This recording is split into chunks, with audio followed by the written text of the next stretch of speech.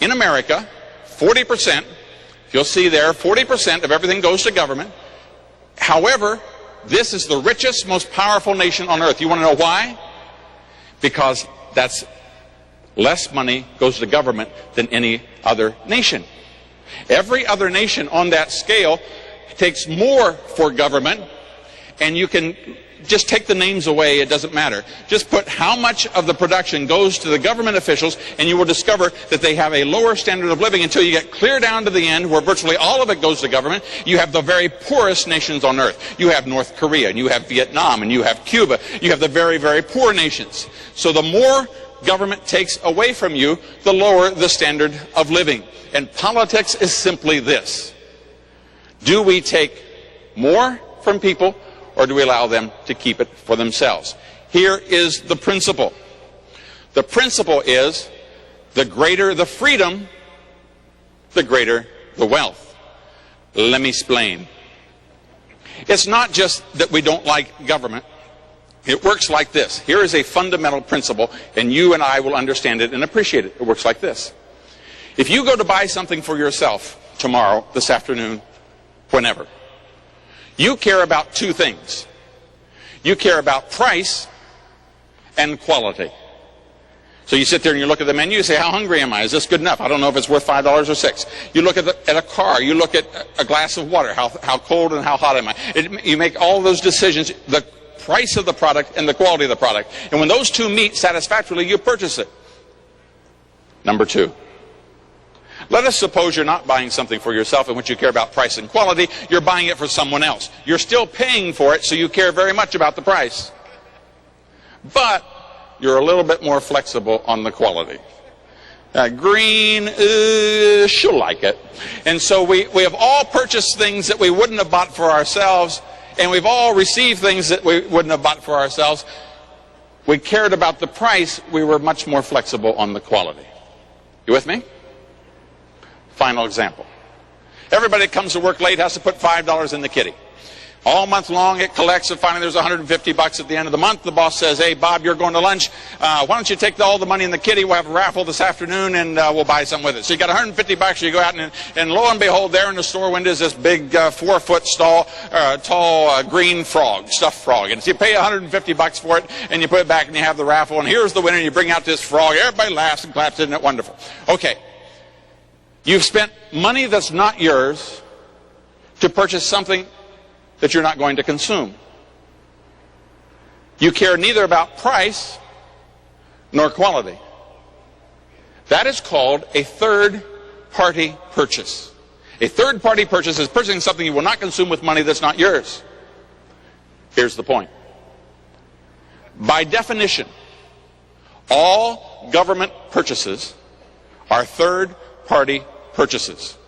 They're purchases by people with money that's not theirs for something they will not personally consume. So will there be waste? You bet your bottom dollar. Anything they do, there will be waste. That's why Abraham Lincoln said we want government to do only those things what we cannot do for ourselves. We cannot defend ourselves. So will there be waste in the Defense Department? Of course. There'll be waste in anything they do. So we want to limit it to what they do. The reason America is so wealthy is because we control what they do. Politicians always want to say, I want to do a little bit more. I want to do more and more things. And the degree to which they do that, the entrepreneur, the guy that makes the decision in free enterprise for himself, he cares about quality, he cares about price.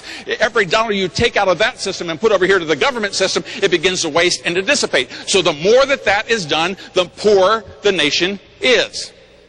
Second point, why do they do that? They make poor decisions because they do not accept price signals. When you go to sell something, the marketplace tells you if it's a quality price.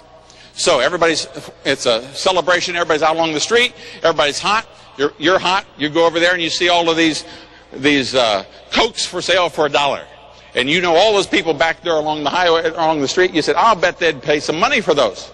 So you buy 20 of them at $1 a piece, and you go along to sell them at $4. And $4 here for a can of Coke, and nobody buys. And you say, well, $3 for a bottle of Coke, and nobody buys. And $2 for, yeah, I'll take one of those for $2. Why? Because it's worth it for $2. He doesn't have to get down and go walk. He'll pay for $2. The price mechanism tells you what is the appropriate price to charge. Government is not susceptible to that.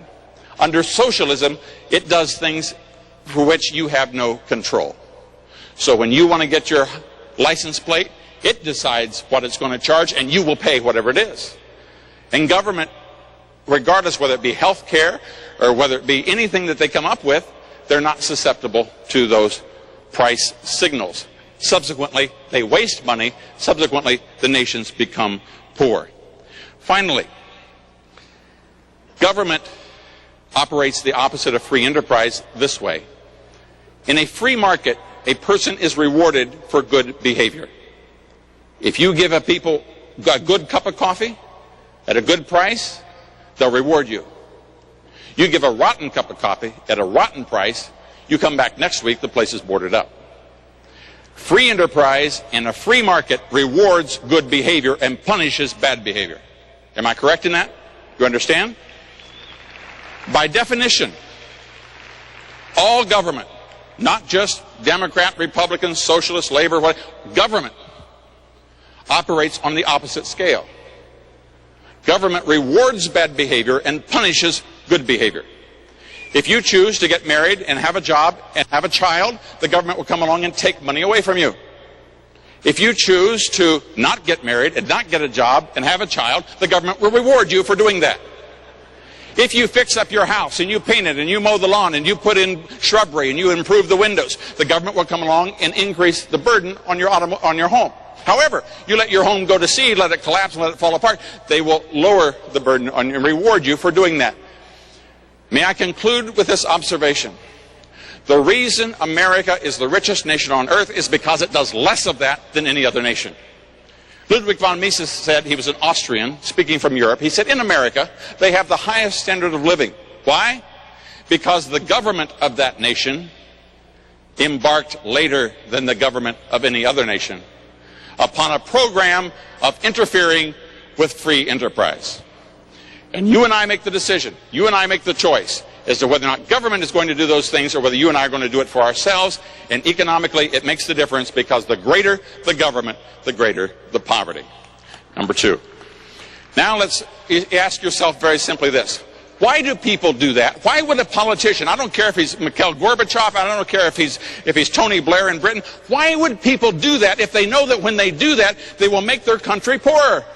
And every time you have an increase in government, every time you have a socialized government, the country gets poorer and poorer. Why would they do it over and over, year after year, century after century? And where free enterprise comes in, the country restores itself. And so Britain was flat on its back in the 1970s. Margaret Thatcher comes in and cuts the taxes and cuts the burden of government and reduces it. And Britain comes roaring back. And then along comes Tony Blair, who's a socialist. He wants more government control, and he comes and starts to. Why do they do that? They do it for this reason.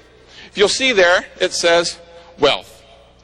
They believe that there is a set amount of wealth. That somehow or another, it just kind of, that Bill Gates was sitting in Redmond, Washington one day, and boom, Microsoft fell on top of him, and he's a billionaire. Now, they don't know how it happened, but somehow or another it happened. That Henry Ford was just sitting there in Detroit, and bang, he owns the Ford Motor Company. And that Thomas Edison formed the great Edison Electric Company, became the General Electric Company, that somehow he's just wealthy. We don't know, it just happened. In fact, the leader of the Democrat Party, my good friend and colleague from Missouri, said this: the people that are wealthy in America are simply, they were lucky in life's lottery. They were just standing on a street corner. And lo and behold, they said, I think you ought to be a diamond. Boom. And there it was. They literally don't know how wealth is created. You and I know how wealth is created by the risk and the responsibility that it has to be built, that there is no inherent value in sand. It's when somebody changes sand into silicone that it becomes a chip that has value. If you just took the natural resources, Zaire and the Congo and Britain and Russia would be the richest nations on earth. Of the 7 major strategic metals, the Soviet Union, Russia, is number 1 in 5, number 2 in 1, and number 3 in 1. They have abundant diamond resources. They're number 3 in potential oil production, and yet they're one of the poorest spots on the planet. Why? Because of the government. It's freedom that creates wealth. It's entrepreneurs risking. It's people traveling the miles late at night. It's people putting everything putting it at risk, going out and paying the price. That's how people become wealthy.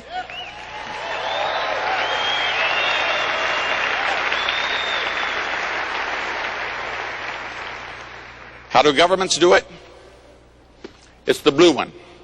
So if you want to know how to vote, it's the blue one. So the red one is about economics. The blue one is of what government does to those things. And you and I know that wealth does not come unless somebody produces something. And people who do not know that, let me just tell you this, are always fearful. They're always scared. At any given time, we're all going to freeze to death. In the 1970s, in 1978, in the House of Representatives in Ohio, I was one of 2 people that voted against preventing natural gas being sold to businesses. Why? Jimmy Carter, our dear loving president, had been on television explaining to us that we had to turn down our thermostats, ride our bicycles, wear our sweaters. America's coming to an end next Tuesday a week, and there isn't anything anybody can do about it. That we are just running out of everything. And so we're going to be out of natural gas in another 10 to 15 years. And so he got state legislatures and all across America. He set up a Department of Energy, Department of Non-Energy, because they don't produce anything, and began to tax. They began to tax energy production. Get this? They began to tax energy. That is, if you went out and if you engaged in any kind of a business, you paid one level of tax. But they put an extra burden on energy production. That if you had the audacity to go find oil for the country, we would tax you twice as much. And so people said, we won't do that. And so as a result, we had shortages. Why? Because government was helping, come along, going to help. And so in the state legislature in Ohio, they passed a law that said overnight you could not sell natural gas to any business. And there were 1,300 acres under glass of hot houses and floral production of people 3rd and 4th generations that had run these floral shops, and overnight they were put out of business, lost everything. It was all turned off. Why? Because we were running out of natural gas. Today, 78, 88, 98, 2000, we now estimate that we have a minimum of known reserves of over 100-year supply of natural gas. Those dear, wonderful folks that do not know what creates wealth are always afraid. We're going to freeze to death, we're going to overpopulate, we're going to burn ourselves up, the whole world's going to fall apart all the time, and they have an infinite capacity to run around saying it's all frightful. That's the way they work. And when you listen to them, you will understand that wealth has to be created by someone. Now, they come along and also tell us that since there is a set amount of wealth, no one created it, it just kind of landed there, that a compassionate, caring person would be someone who would take a position in government to get you your fair share. Because you are entitled to it by right. And brother, if you're sitting there on your duff on the couch and some guy comes on the boob tube and says you are entitled to have unlimited health care, to have free housing, to have an income that of all of these wonderful things, if you don't know the principle, we will on occasion vote for that person. And if a person votes for them, they will destroy the goose that laid the golden egg. In 1930s, Argentina was the 5th richest nation on earth. Argentina was the 5th richest nation on earth. But don't cry for me, Argentina. She came along and said, we can take care of everybody. We just take these dirty rich people with all their money and I'll give it to me and I'll take care of to help people, and smashed the economy and drove the wealth out, and the whole thing collapsed and the entrepreneurs fled and Argentina had paid a price for the next 50 years. It can happen to any nation. It can happen to a city. A city like Washington, D.C., a beautiful, gorgeous place. And people said, I know what we'll do. We'll tax everybody that moves around here. There's a filling station. People need gas. We'll tax them 25 cents a gallon. What do people say? If I go across the bridge into Virginia, I don't pay 25 cents a gallon. This is simple. And so we only have about 2 operating filling stations in the nation's capital, because those yahoots don't understand that if you tax production, the whole thing disappears and everybody goes into poverty. You get no taxes at all. The only way that you able to function is when you allow people to create wealth. Those folks don't know how to create wealth, so they destroy it. People, on the other hand, when you listen to a commercial and you hear them talk about risking and saving and investing and producing, you know that person knows that wealth doesn't just grow on trees. Someone has to produce it. And those are the verbiage that I can tell you that if I listen to a 30-second commercial, and I know he's kind of walking there with his wife and giving her a big kiss and walking on the beach and all that kind of thing. The fact of the matter is, you listen to the words, and if he says, I'm fighting, what do you mean fighting? Fighting means you're going to take something from somebody else that doesn't belong to you. You don't have to fight otherwise.